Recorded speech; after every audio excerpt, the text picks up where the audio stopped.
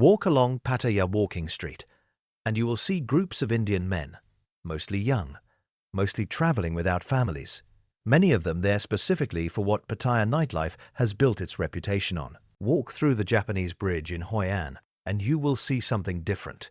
Indian families. Mothers in sarees photographing temples, children eating pho for the first time, grandparents being helped up the steps of an ancient pagoda, same nationality, same region of origin. Two completely different tourism patterns. I have spent time watching both of these dynamics develop, in Thailand, in Vietnam, and the difference is not random. It reflects something real about why people travel, what each country offers, and how two Southeast Asian nations are competing for the same fast-growing market in completely different ways. This video is about that difference. Why Indian tourism in Vietnam looks nothing like Indian tourism in Thailand, and what that tells us about where each country is heading. Let me start with the numbers, because the scale of what is happening is genuinely remarkable. In 2019, before the pandemic, Thailand recorded roughly 1.8 million visitors from India. By 2024, that number had grown to 2.2 million. Thailand's tourism industry now expects between 2.2 and 2.5 million Indian visitors in 2025, a new record.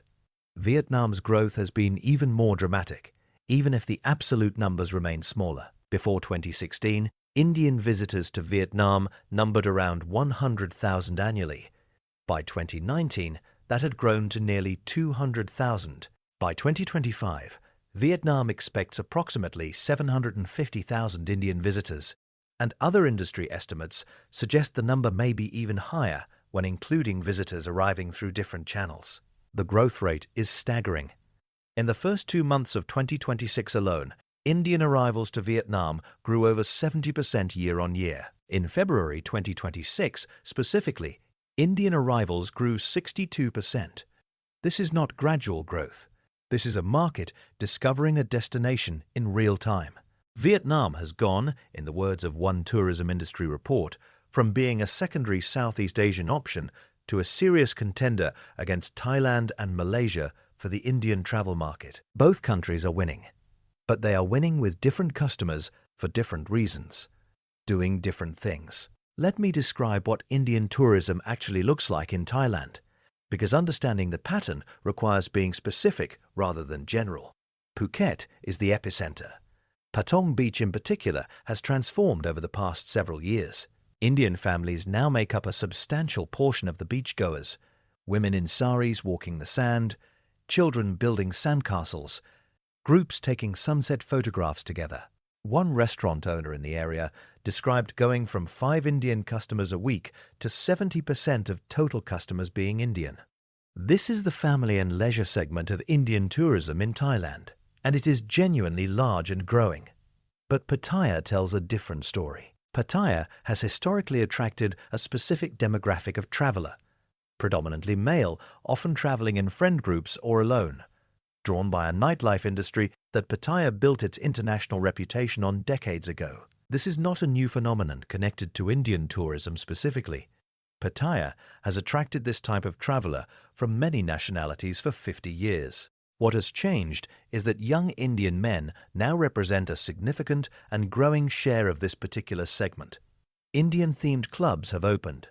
Bollywood music nights are now a fixture in parts of Pattaya's nightlife district. The infrastructure has adapted to serve this specific demographic the way it adapted decades earlier to serve Western backpackers and more recently certain segments of Chinese tourism. So when people describe Indian tourists in Thailand, they're often describing two genuinely different groups occupying different cities for different reasons. The family beach tourism of Phuket and the nightlife-focused tourism of Pattaya that draws heavily on young, often single male travelers. Both groups are real. Both groups are large. Both groups have shaped how Thailand's tourism industry has adapted to the Indian market.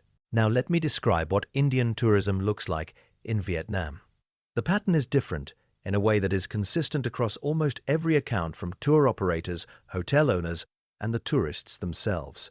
Vietnam's Indian tourism is overwhelmingly cultural and family-oriented. Hoi An's Japanese Bridge has become one of the most photographed locations for Indian family groups visiting Vietnam.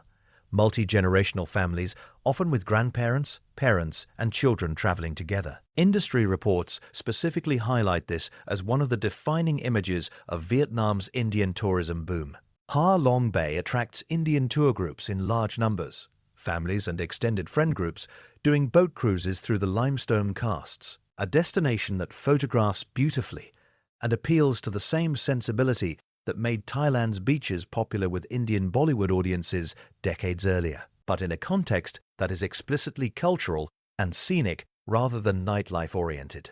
Vietnamese tour operators report that Indian visitors to Vietnam are predominantly interested in history, culture, food, and natural landscapes. War history sites, ancient temples, the colonial architecture of Hanoi and Hoi An, cooking classes, and cruise experiences feature heavily in the itineraries that Indian travel agencies build for their Vietnam-bound clients. The demographic skews toward families and groups of friends traveling together for cultural experiences rather than the solo or small male group nightlife travel pattern visible in parts of Thailand. This is not a coincidence. It reflects specific decisions Vietnam has made about how to market itself. Why has this divergence happened?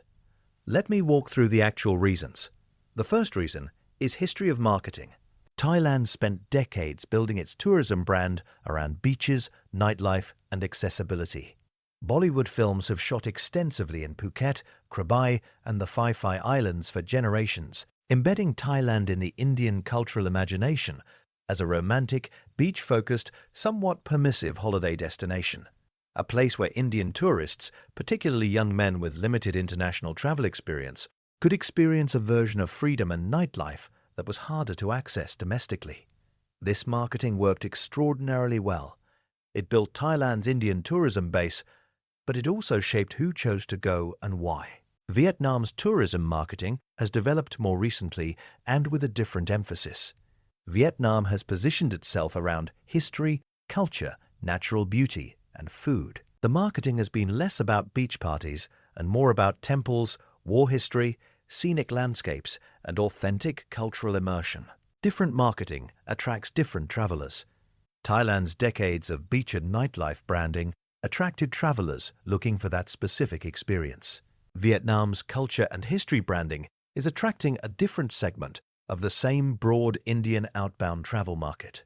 The second reason is visa policy timing and target audience. Thailand's visa-free policy for Indian tourists, introduced in October 2022, removed a major barrier and triggered an immediate surge. But the policy was implemented onto an existing tourism infrastructure that already had decades of nightlife-focused development in places like Pattaya. The new visa-free travelers flowed into existing patterns. Vietnam's visa simplification and marketing push toward India has happened more recently and has been deliberately targeted at a different segment. Vietnamese tourism officials have specifically discussed exploring longer-term visa options for high-net-worth individuals and frequent visitors, language that signals an explicit strategy to attract a more affluent, family-oriented traveler rather than a high-volume budget nightlife market. This is a strategic choice, not an accident. Vietnam watched what happened in Thailand and made deliberate decisions about which segment of the large Indian outbound travel market to pursue. The third reason is what each country is actually known for domestically within India. Within Indian travel circles and travel agency marketing, Thailand has built a long-standing reputation as the affordable, accessible beach and party destination, the place a young professional or a group of male friends goes for a few days of nightlife that may be harder to access in the same form domestically. Vietnam, by contrast, has built its reputation more recently as the new cultural discovery, the place with beautiful scenery, deep history, and the kind of experience that Indian travel agencies market specifically to families wanting a meaningful, photogenic, multi-generational trip. Travel agency data backs this up directly. Indian travel platforms describe Vietnam's appeal explicitly in terms of beaches, cultural landmarks, nightlife and adventure activities aimed at couples, families and group travelers alike. A broader, more family-inclusive framing than the framing typically used for Thailand's most visited nightlife districts. Now, let me address something directly, because avoiding it would be dishonest. and addressing it carefully matters. Some of the tension that exists around Indian tourism growth in Thailand is connected to the nightlife-focused segment of that tourism. Concerns from some Thai residents about cultural friction, noise, and the specific dynamics of nightlife districts that have always attracted controversy regardless of which nationality dominates them at any given time. This pattern is not new and is not unique to Indian travelers. Pattaya's nightlife districts generated similar discussions about Western backpackers in the 1990s and about certain segments of tourism from other countries in the decades since. The specific demographic occupying these spaces changes over time. The underlying dynamic, a nightlife economy that has existed in these specific locations for decades, does not. It would be inaccurate and unfair to characterize Indian tourism broadly through the lens of Pattaya's nightlife districts specifically, just as it would be inaccurate to characterize all Western tourism through the lens of Bangkok's red light districts. Both exist. Neither represents the majority of either nationality's tourism to Thailand. The honest picture is this. Thailand's Indian tourism includes a very large family and leisure segment in places like Phuket, alongside a smaller but visible nightlife-focused segment concentrated in specific districts that have always attracted that kind of tourism from multiple nationalities. Vietnam's Indian tourism, still earlier in its growth curve and shaped by different marketing and infrastructure, has so far developed predominantly around the family and cultural segment, without an equivalent nightlife tourism concentration having developed yet. This may change as Vietnam's Indian tourism market matures and diversifies. Tourism patterns are not fixed forever. They evolve as infrastructure develops and as different operators identify different market segments to serve. But as of right now, the pattern is genuinely different between the two countries, for the structural reasons described above. Let me talk about what this means for the experience of traveling in each country right now. If you are an Indian family considering Southeast Asia, both countries offer genuinely strong options, but the on-the-ground experience differs. In Thailand, particularly in Phuket, Indian families will find extensive infrastructure built specifically for them. Restaurants serving paneer tikka and biryani, pure vegetarian and Jain food certifications widely available. Hindi-speaking staff in major shopping centers, a well-established, multi-decade history of Indian family tourism that has shaped large parts of the hospitality industry. In Vietnam, the infrastructure is newer and growing fast, but is not yet as deeply established. Indian food options exist in major cities and tourist areas, but are less universal than in Phuket specifically. The advantage Vietnam offers instead is a sense of discovery, visiting a destination that feels less saturated, less commercialized for the Indian market specifically, with attractions that have not yet been fully adapted to expect Indian visitors at every turn. For families seeking maximum convenience and familiarity, Thailand's longer history with this market offers genuine advantages. For families seeking a newer, less saturated cultural experience, Vietnam's current moment offers something Thailand's most popular areas largely no longer can. There is also an economic dimension worth understanding. Indian tourists contributed over $2 billion to Thailand's economy in 2024 according to industry estimates. This is a massive and rapidly growing source of tourism revenue for a country still working to fully recover its pre-pandemic visitor numbers. Vietnam's Indian tourism revenue is smaller in absolute terms, but growing from a much lower base at a faster percentage rate. As Vietnam's overall tourism sector pushes toward its ambitious target of 25 million international visitors in 2026, the Indian market has been specifically and repeatedly identified by Vietnamese tourism officials as one of the most important growth opportunities for the years ahead. Both countries view the Indian market as essential to their tourism futures. Both are investing in the infrastructure, marketing and visa policy needed to capture more of this rapidly expanding outbound travel segment from a country whose middle class is growing faster than almost anywhere else in the world. What does this divergence tell us more broadly?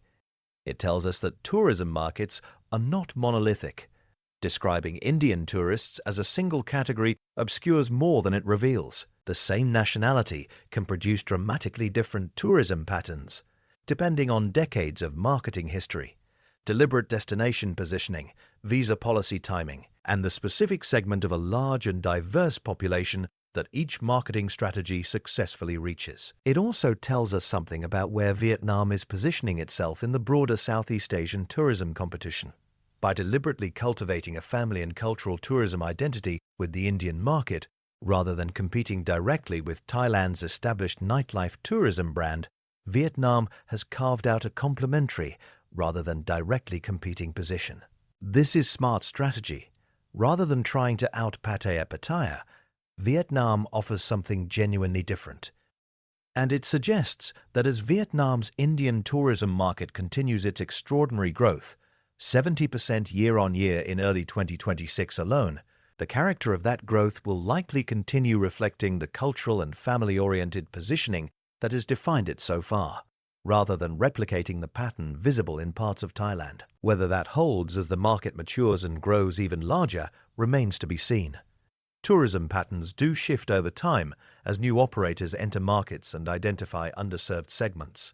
But for now, the divergence between Thailand and Vietnam's Indian tourism patterns reflects a genuine and explicable difference in destination positioning, marketing history, and strategic choice, not a comment on Indian travelers themselves, who clearly include both the family-oriented travelers filling Hoi An's ancient streets and the nightlife-seeking travelers filling Pattaya's clubs, because India, with 1.4 billion people, contains every kind of traveler that any country in the world contains. The difference is not in the travelers, it is in what each destination built, marketed, and became known for, and which part of an enormous, diverse population responded to each invitation.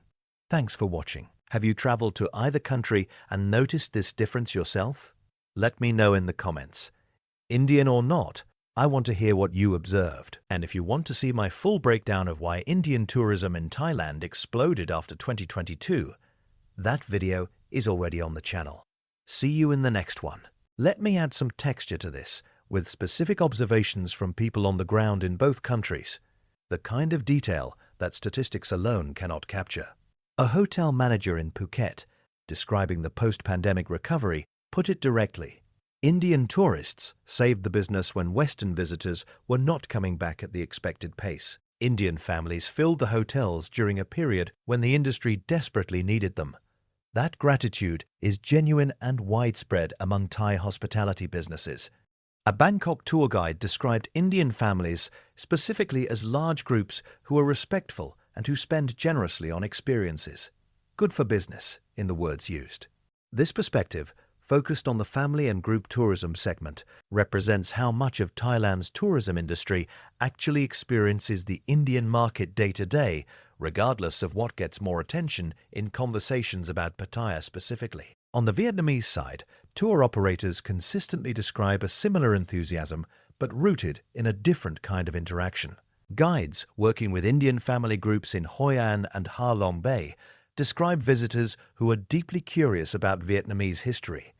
The war history in particular resonates strongly, as does the colonial architecture and the Buddhist temple culture, which Indian visitors often engage with thoughtfully given the shared, though distinct, Buddhist and Hindu religious traditions across South and Southeast Asia. Indian travelers themselves, when describing their own experience, consistently emphasize specific things across both countries. Affordability matters enormously. For a rapidly growing Indian middle class, many of whom represent the first generation in their families able to afford international travel at all, both Thailand and Vietnam offer something precious: genuine international travel experiences at a fraction of the cost of European alternatives. A young Delhi professional interviewed in coverage of this trend put it simply: their parents could not afford this kind of travel. This generation can. That accessibility is treated with real gratitude rather than entitlement by the large majority of travelers in both countries. Safety and comfort also feature heavily in traveler accounts, particularly from solo female travelers and families with children. Both countries are consistently described as feeling safe, manageable, and welcoming compared to some other international destinations, a factor that matters enormously for first-time international travelers. There is also a self-awareness present in many traveler accounts that deserves acknowledgement because it complicates any narrative that treats Indian tourists as either uniformly perfect guests or uniformly problematic ones. Travelers themselves frequently note behavioral differences they have had to adjust. Communication volume in public, the role of bargaining in different commercial contexts, temple etiquette they did not know in advance. Expectations about service style. This kind of self-reflection appears repeatedly in interviews with Indian travelers across both Thailand and Vietnam, suggesting a traveling population that is, on the whole, genuinely engaged in learning the norms of the places they visit, rather than expecting those places to simply accommodate them without adjustment. This mirrors a pattern that has played out with every nationality that has experienced a rapid surge in outbound tourism. American tourists abroad in the mid-20th century, Japanese tourists in the 1970s and 80s, Chinese tourists in the 2010s. Each surge produced initial friction, mutual adjustment, and eventual normalization as both the traveling population and the host destinations adapted to each other. There is no reason to expect the current growth in Indian outbound tourism to follow a fundamentally different pattern. Friction during rapid growth is normal. It is not evidence of a unique problem with any particular nationality. It is evidence of rapid, large-scale tourism growth meeting destinations that are adapting in real time. What seems most likely going forward is this: Thailand will continue to deepen its position as the most accessible, most familiar, most infrastructure-rich Southeast Asian destination for the full range of Indian travelers, families, couples, solo travelers, and the nightlife-focused segment that has been part of specific Thai tourist areas for decades regardless of nationality. Vietnam will likely continue building on its current positioning as the cultural, historical, scenic alternative, competing not by replicating Thailand's offering, but by providing something genuinely different within the same broad outbound Indian travel market. Both approaches are working. Both countries are recording extraordinary growth from the same source market, using different strategies aimed, at least so far, at meaningfully different segments of an enormous and diverse traveling population. The story here is not about Indian tourists changing two countries in similar ways. It is about two countries finding different ways to welcome the same rapidly growing source market, and in doing so, revealing how much variation exists within any large national population once you look closely enough to see it.